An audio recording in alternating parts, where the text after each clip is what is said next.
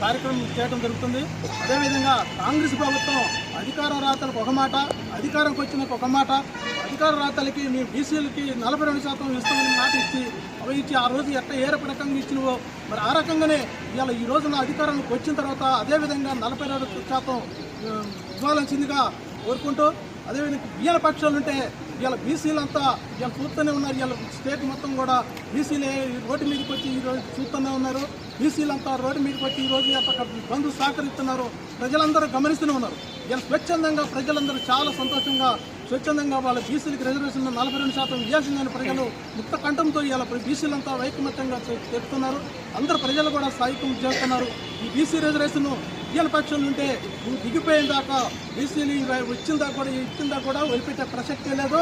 రేవంత్ రెడ్డి నువ్వు మాయమాటలు చెప్పి ఇంకెన్ని రోజులు పబ్బం గడుపుకుంటావో, కోర్టు కేసు ఆ కోర్టు కేసు అని ఈ కోర్టు కేసు అని చెప్పి నువ్వు పబ్బం గడుపుకుంటున్నావు. ఈ పబ్బాలు ఇవన్నీ నువ్వు ఆటలు సాగు బీసీల తరఫున ఈ ఎన్ని రోజుల నుంచి కూడా నువ్వు మీ కాలేజీలు మీ హాస్పిటల్ మీ బీసీలకి ఏం లేకుండా ఈ రోజున మీకు చూస్తూనే ఉన్నారు. ఏ సీట్లు కానీ మంత్రి పదవులు కానీ ఏ సీట్లు కానీ ఎమ్మెల్యేలు కానీ ఎంపీలు కానీ ఏమన్నా ఇచ్చారా మీ సీట్లలో?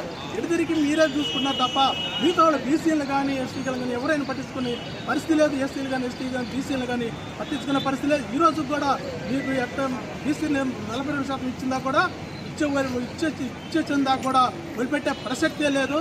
మేము ఈ రోజు కాకపోయినా మళ్ళీ ఇదే విధంగా బంధు కార్యక్రమం ముందు ఉంటాం కాబట్టి మీరు ఇచ్చేదాకా కూడా వదిలిపెట్టే ప్రసక్తి లేదు. నువ్వు స్థానిక సంరక్షణలో కూడా నువ్వు ఎట్టొస్తావో, గ్రామాలకు ఎట్ట తిరుగుతావో, ఎట్ట చేస్తావో చూస్తాం. బీసీలు తడాకేంటో నీకు చూపెడతాం బిడ్డ. ఈ రోజు కూడా నువ్వు ఇచ్చేదాకా వదిలిపెట్టే ప్రసక్తి లేదు. అవకాశం ఇచ్చినందుకు పెద్దలు ధన్యవాదాలు.